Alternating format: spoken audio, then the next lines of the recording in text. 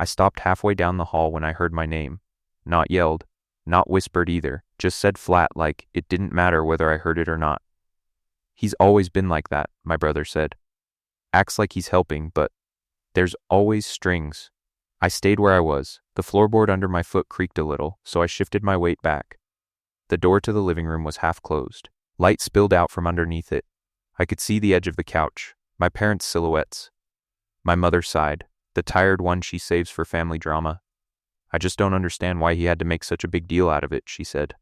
My brother laughed, a short breath through his nose. Because he wants control. That's how he is. He wants everyone to know he's the responsible one. I felt my stomach tighten. Not anger yet, something colder. My dad cleared his throat. So you're saying he offered, but then held it over you? Exactly, my brother said. I didn't even ask him. He pushed himself into it. And now he's acting like some kind of savior. There was a pause, the kind where someone nods along. My brother continued, he didn't even talk to me after, just did what he wanted and disappeared. That's not help. That's manipulation. My mom said my name again. This time softer. He's always been distant, she said. Money makes him weird. I leaned my shoulder against the wall. The paint felt rough through my shirt. From where I stood, I could hear my brother's shift on the couch, hear the confidence in his voice. Like this version of events was settled fact. No one's saying he's a bad person, he added. But let's not pretend he did this out of kindness. I waited for someone to question it. To ask for details. To push back. Nobody did. The conversation moved on. Weekend plans. Groceries, normal things. I stood there longer than I should have, listening to my life get rewritten without me in the room. 2 nights earlier, I was still at my desk when the building went quiet. The cleaning crew had already passed my floor. The lights above my row of cubicles were dimmed, that low hum that makes everything feel temporary. I hadn't moved in a while. My phone was face down next to the keyboard, vibrating every few minutes. Same number. Unknown caller. I knew who it was anyway. I opened my banking app again. The balance stared back at me, unchanged from the last time I checked. I rubbed my eyes with the heel of my hand and felt how dry they were. I'd been staring at screens all day, spreadsheets at work, numbers at home. Everything was numbers lately. My jaw was tight without me noticing. I rolled my neck once, slow. It popped. On the desk, there was a folded envelope from my landlord. Not urgent, just another reminder that nothing waits. My coffee had gone cold. I drank it anyway. Didn't taste it. The phone buzzed again. This time a voicemail notification followed. I didn't listen. I already knew the tone, tight, rushed, trying not to sound scared. I slid the phone farther away, like distance would make it quieter. When I finally shut my laptop, it was close to midnight. The elevator ride down felt longer than usual. I caught my reflection in the mirrored wall, dark circles under my eyes, tie loosened, shoulders slumped forward like they'd learned that position. In the parking lot, my car hesitated before starting. That half-second delay made my chest tighten more than it should have. When the engine finally turned over, I let out a breath I hadn't planned. On the drive home, the city looked emptied out. Red lights blinking over empty intersections. I kept thinking about timelines. Deadlines. What happens when something tips past recovery? At my apartment, I kicked off my shoes and sat on the edge of the bed without turning on the light. The room smelled faintly like detergent and dust. I stayed there longer than necessary, elbows on my knees, phone dark in my hand, knowing sleep wasn't coming yet. I'm 34. I live alone in a 1-bedroom apartment on the edge of the city, close enough to hear traffic, far enough that no one drops by unannounced. I work in operations for a mid-sized logistics company. It's not impressive. It pays on time. That's always mattered to me. My mornings start the same way. Alarm at 5:40, coffee before the shower, news on mute while I shave. I leave the apartment by 6:30 because the earlier train is quieter and less likely to be delayed. I sit in the same car, near the door, laptop bag between my feet. I like knowing where things are. I keep a spreadsheet for everything. Bills, savings, rent, emergency fund. I update it every Sunday night, even when nothing's changed. Especially when nothing's changed. It helps me sleep. Most nights, I cook at home. Simple food. Rice, chicken, vegetables. I wash the pan right after I'm done eating. I hate waking up to a sink that feels accusatory. If I drink, it's 1 beer, maybe 2, and never on a work night. I don't like the feeling of losing a morning. People at work describe me as steady. I show up when I say I will. I don't borrow money. I don't lend it either. Or at least I didn't used to. My parents live 40 minutes away. I see them once or twice a month. We talk more often than that. Calls are short. Practical. Updates. Not feelings. I've always been the older brother. The reliable one. The one who figures things out quietly and moves on. It's a role I slipped into early and no one ever asked if I wanted it. My brother Nolan is 6 years younger than me. Growing up, that gap mattered. By the time I was learning how to stay out of trouble, he was learning how to get out of it. He was loud where I was quiet, charming where I was careful. Teachers called him spirited. When he forgot homework, it was because he was overwhelmed. When I forgot something, it was because I should have known better. At home, the rules bent around him. Curfews shifted. Consequences softened. My parents didn't say it outright, but the expectation was clear. Nolan needed understanding. I needed to manage myself. When I moved out for college, my parents helped with boxes and advice. When Nolan moved out years later, they helped with rent. When I paid my own tuition with loans and part-time work, it was considered responsible. When Nolan struggled, it was considered unfair. Family gatherings followed the same rhythm. Nolan talked. Everyone listened. I filled gaps. Set up chairs. Fixed the Wi-Fi. Drove people home when they drank too much. If Nolan showed up late, dinner waited. If I did, my plate went in the microwave. None of this was dramatic. That's the part people miss. It was quiet. Accumulated. 100 small moments that all leaned in the same direction. My parents worried about Nolan constantly, his job, his rent, his stress. Conversations circled him like gravity. When I mentioned being tired or tight on money, my mom would nod, sympathetic, then pivot. "You've always handled things well," she'd say. It was meant as praise. It landed like a dismissal. Nolan knew how to work that space, not maliciously, just instinctively. He called when he needed reassurance. He vented. He sighed. He let people feel useful. I didn't call unless there was a reason. I didn't vent. I didn't want to add weight to anyone else's plate. Somewhere along the way, that became the unspoken deal. Nolan was the concern. I was the solution. It didn't start with money. It almost never does. It started with rides. Nolan's car was unreliable, so I picked him up when it wouldn't start. Then advice. He'd call late, pacing, talking in circles about work, about bosses who didn't get him, about stress he couldn't shake. I listened. I didn't interrupt. When the calls ended, I felt like I'd just finished a shift I wasn't paid for. Then came the small fixes. Covering a utility bill because his paycheck was late. Ordering groceries to his place when he said he hadn't eaten all day. Sending a few $100s with the understanding it was temporary. He always said he'd pay it back. I never followed up. It felt petty to keep track. Every time, it made sense on its own. He was close to stabilizing. 1 bad month away from being fine. That's how it was framed. That's how I let myself see it too. I adjusted without announcing it. Cut back on eating out. Delayed replacing shoes with worn soles. Let my savings grow more slowly. I told myself it was what older brothers did. Temporary support. Family stuff. My parents knew pieces of it. Never the full picture. They'd mention Nolan struggling and I'd nod. They'd say how hard things were for him, and I'd agree. It was easier than explaining that struggling had started to look like a pattern. The requests became less apologetic over time. Shorter. More casual. "Can you spot me until Friday? I'll get you next month. You know I would if I could." I noticed the shift but didn't comment on it. Silence kept things smoother. What I didn't say was how it felt to open my budget and see his life woven through it. A line item here. Another there.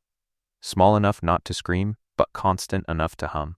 Some nights, I'd sit at my kitchen table with my laptop open, numbers spread out, and feel this low-grade pressure behind my eyes. Not panic, just wear, like something being sanded down slowly. Nolan still talked about the future like it was wide open, new plans, new ideas. I listened and nodded, even as I quietly adjusted my own expectations downward. I told myself it would stop once he caught his footing. I didn't ask what would happen if he never did. The calls changed tone in late spring. Less rambling. More urgency. Nolan stopped complaining about coworkers and started asking questions instead. How long banks wait before they escalate? What actually happens when an account goes delinquent? Whether credit scores recover or just stay broken? He laughed while he asked, but it sounded forced, like he was trying to keep things light so no one would notice the edges. One night he called after 10. I could hear traffic through his phone, horns and engines bouncing off concrete. He said he was walking because he needed air. He said a letter had come in the mail that morning. Red print. Final notice. He joked about how dramatic the wording was, then went quiet long enough that I checked the call hadn't dropped. My parents started calling more too. Separate from Nolan. Careful. They asked if I'd heard from him. If he seemed okay. If I thought he was handling things. My mom used that phrase a lot. There was talk of a family dinner. Strategic. A way to get everyone on the same page. Nolan was relieved about it. He said it helped knowing people were involved. He said it made him feel less alone. At the dinner, Nolan talked fast. He admitted he was behind but kept the details vague. Used round numbers, softened timelines. My parents leaned in, worried but calm. They asked what he needed. He said he just needed time. A little breathing room. No one asked for specifics. No one asked how bad it really was. On the drive home, my dad called me. He said Nolan was under a lot of pressure. He said sometimes people just need support without judgment. He didn't ask me for anything directly. He didn't have to. That night I opened my laptop and pulled up my accounts. I didn't make any decisions yet. I just looked. Watched the numbers load. Thought about how close some problems get to the edge before they tip. The next morning, Nolan sent me a screenshot. No message. Just the image. A balance due. Past due, actually. Fees. Interest. A total that made my throat tighten before my brain finished adding it up. 30,000. I stared at the number longer than I should have. Zoomed in. Like that might change it. It didn't. He called a minute later, didn't wait for me to say hello. He said the lender had given him a deadline. Short, non-negotiable. He said if it went any further, things would get ugly. Garnishments. Legal stuff. Words he didn't fully understand but knew enough to fear. He didn't ask me outright, he talked around it. Said he was running out of options. Said he'd already exhausted everyone else. Said he didn't know what he was going to do. I listened. Took notes on a scrap of paper without realizing it. Due dates. Account names. The kind of things I write down when I'm trying to stay calm. After we hung up, I went to work like normal. Sat through meetings. Answered emails. Nodded when spoken to. The number followed me around all day, hovering just behind my eyes. By lunch I knew there were two paths. One involved saying no, letting consequences land where they may. Preserving what I'd built. The other involved stepping in quietly and absorbing the hit myself. One path protected me, the other protected him. I ran the math again that night, moved money between columns. Watched my emergency fund shrink on the screen before it actually did in real life. It would set me back years. It wouldn't ruin me, but it would change things. Plans would slow. Margins would thin. I waited for someone else to step up. No one did. By midnight, the choice felt less like a decision and more like gravity. I didn't feel noble. I didn't feel trapped either. Just tired. I closed the laptop, knowing what I was going to do in the morning. I didn't tell anyone right away. That lasted less than a day. Nolan called that afternoon, his voice lighter than it had been in weeks. He said the lender had backed off a little. He said things were looking up. He didn't ask how. He didn't need to. Relief had already rewritten the timeline in his head. By evening, my mom texted me, "Your brother says you were pretty intense with him today." I stared at the screen, thumb hovering. I hadn't raised my voice. I hadn't even seen him. She followed it with another message. He's under a lot of stress. Try not to pressure him. Pressure. The word sat there, neat and unfair. Later that night, my dad called. He said Nolan felt judged. He said money conversations were sensitive. He said I needed to be careful not to make Nolan feel small during a hard time. I asked him what Nolan had told them. There was a pause. Papers shifting. He said you kind of swooped in, my dad said carefully, made decisions without talking it through. It rubbed him the wrong way. I looked at the wall while he spoke, counted a small crack above the baseboard. So I shouldn't have helped? I asked. That's not what I'm saying, he replied quickly. We appreciate you being there. We just don't want this turning into leverage. Leverage. The word landed harder than I expected. Like intent had been assigned retroactively. Like the act itself wasn't the problem, my existence in it was. No one asked what it cost me. No one asked what I'd moved around to make it possible. The focus stayed on Nolan's feelings. His comfort. His interpretation. By the end of the call, I felt like I'd broken an unspoken rule, not by paying the debt, but by letting it be known that I could. I didn't argue with them. After the call ended, I set my phone face down on the table and left it there. I stood at the sink longer than necessary, hands braced on the counter, staring at nothing in particular. The apartment was quiet except for the refrigerator kicking on. Something in me settled. Not anger, not even disappointment, more like clarity. I replayed the conversations in my head, but they didn't spark anything new. There was nothing to correct. No version of events that would land the way I needed it to. Even if I laid out the numbers, even if I explained the risk, it wouldn't matter. The story had already been chosen. I thought about all the times I'd stayed silent to keep things smooth, all the times I'd let assumptions pass because challenging them felt exhausting. I realized how easy it had been for everyone to decide who I was in this situation without asking. I cleaned the kitchen, washed the mug I hadn't used, wiped down counters that were already clean. The motions were automatic, familiar, calming. At my desk, I opened my laptop again, not to check balances this time, to adjust my system.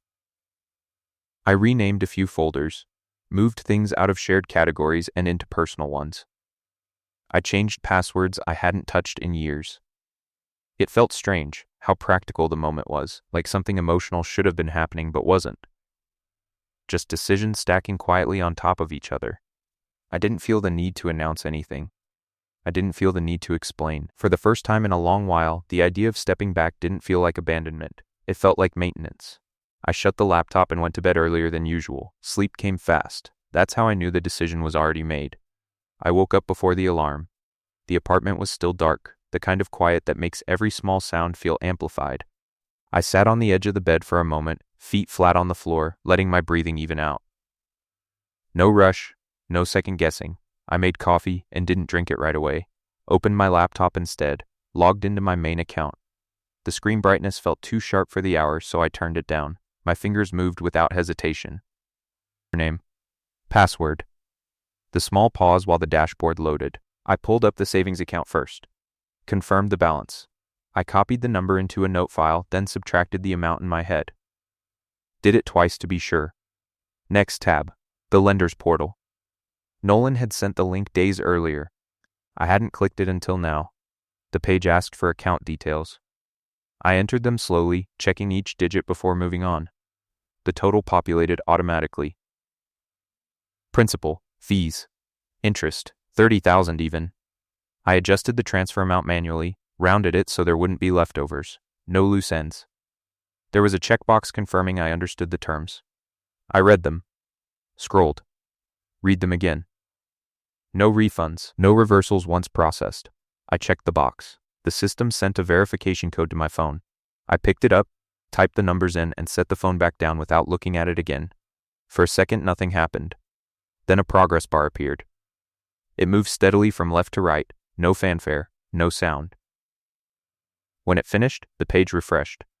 Payment successful. I saved the confirmation number. Took a screenshot, downloaded the receipt. labeled the file with the date and the exact time, 6:17 a.m. I logged out of the lender's site and went back to my account. The balance updated after a refresh. Lower. Exactly as expected. I closed the laptop. The coffee was still warm when I finally drank it. Bitter. Strong. Familiar. Outside, a bus hissed as it stopped at the corner. Someone laughed on the sidewalk. The world kept moving, completely indifferent. I rinsed my mug, set it upside down on the rack, and got dressed for work. By the time the sun came up, it was already done. My phone started buzzing before I reached my desk. 2 missed calls from Nolan. 1 text. Another call while I was unlocking my computer. I let it ring. Sat down. Logged in. The familiar routine grounded me more than the messages did. The first voicemail was breathless. Excited. He said the account showed 0. He said he thought it might be a mistake. He said he was waiting for it to stick. The second voicemail came an hour later. The excitement had shifted. Now it was urgency wrapped in confidence. He asked if I'd handled it, said he needed to know what to tell the lender if anything changed. I didn't reply. By noon, my mom called. She didn't leave a message, but she followed up with a text asking if everything was okay. My dad called next. Then Nolan again. The messages changed tone as the day went on. Less celebration, more expectation. Nolan asked when I wanted to talk through next steps. He mentioned budgeting apps, payment plans, things that implied continued involvement. A text from my mom came in mid-afternoon. Your brother says he's feeling a little blindsided. He just wants to make sure you're not upset with him. Blindsided. I read it twice. Then set the phone face down again. When I got home that evening, there were more missed calls waiting. Nolan had sent a screenshot of the cleared balance circled in red. Under it, he wrote, "We should loop mom and dad in so they don't worry." I sat on the couch without turning on the lights. The room filled slowly with the orange glow from the street lamp outside. I thought about how fast relief turns into assumption. How quickly a crisis becomes a convenience once it's no longer urgent. I didn't respond that night. Or the next morning. The silence seemed to bother them more than the debt ever had. We met at my parents' place on Sunday afternoon. I didn't suggest it. My mom did. Said it would be good to clear the air. Nolan agreed immediately. Sounded eager. Like this was a formality he'd already moved past. I arrived 10 minutes early. Habit. My dad was in the kitchen pretending to be busy. My mom kept adjusting things that didn't need adjusting. Nolan showed up late, phone in hand, energy high. He started talking before anyone sat down. I appreciate you handling that situation. I really do. I just wish you'd talk to me more before making moves like that. I nodded once, didn't interrupt. My mom jumped in. She said Nolan had felt overwhelmed, that things had spiraled faster than he expected. She said stress makes people sensitive. I asked Nolan what he'd told them. He blinked, smiled a little. About what? About me, I said, calm. Even. About what I did? There was a pause. My dad leaned back in his chair. Nolan shifted his weight. I told them you stepped in, I told them you wanted to help. That's not what I heard, I replied. His jaw tightened. Just slightly. I didn't say anything untrue. You said I had strings, I said. You said I was controlling. You said I made decisions to feel important. My mom looked between us. Let's not get stuck on exact wording, she said quickly. I am, I said. Because the wording matters. Nolan crossed his arms. You have to see how it looked from my side. You didn't really ask. You just did it. That can feel like pressure. I didn't announce it, I said. I didn't involve anyone. I paid the debt and went back to work. That's kind of the problem, he shot back. You made yourself central without looping anyone in. I let that sit. So let me get this straight, I said. If I'd said no, I'd be selfish. If I say yes quietly, I'm manipulative. No one answered. My dad cleared his throat. We're not saying you did anything wrong, he said. We just want everyone to feel respected. I looked at Nolan. Did you respect me when you told them I had an agenda? He shrugged. I was explaining how it felt. That feeling cost me $30,000, I said. Not loud, not sharp, just factual. The room went still. Nolan looked away first. My niece Harper was sitting on the stairs the whole time. She's 8. Old enough to understand tone, not old enough to understand context. She'd been drawing in a spiral notebook, legs tucked under her, sneakers kicked off and forgotten. I hadn't noticed her until she stood up. She walked into the living room slowly, like she wasn't sure she was allowed to be there. "Uncle," she said, looking at me. Then she stopped, looked at her dad, looked at my parents. No one said anything. So she kept going. "Did I do something wrong?" she asked. The question landed wrong. Off script. My mom's face changed immediately. Nolan frowned, confused. Harper held up the notebook. "Dad said everyone's mad because things got messed up. I was loud last weekend. I thought maybe that's why." Nolan turned to her. "No, sweetheart, this isn't about you." She nodded like she understood, but her hands tightened around the notebook. She flipped it open without looking and pressed her thumb into the paper, leaving a crease. "I can be quieter," she said, "or I can stay in my room when people talk about money." Something in my chest pulled tight. I crouched in front of her so we were eye level. "Hey," I said, "none of this has anything to do with you. You didn't cause anything." She searched my face like she was checking for truth. "Are you sure?" "Yes," I said, "completely." She nodded again, slower this time. Then she turned and went back to the stairs, sitting on the same step, drawing harder than before. No one followed her. The room felt smaller after that, like something essential had been exposed and everyone pretended not to see it. I stood up. That was the moment I knew I was done explaining myself. I didn't announce any changes after that day, I just made them. I stopped answering Nolan's calls right away. If I replied at all, it was hours later. Short, direct, no follow-ups. When my mom texted asking if everything was okay between us, I told her I was busy and left it at that. It was true. I was busy protecting what I'd let erode. I updated my budget again. Not to fix damage, just to draw lines. Certain categories disappeared entirely. Others tightened. My emergency fund became non-negotiable.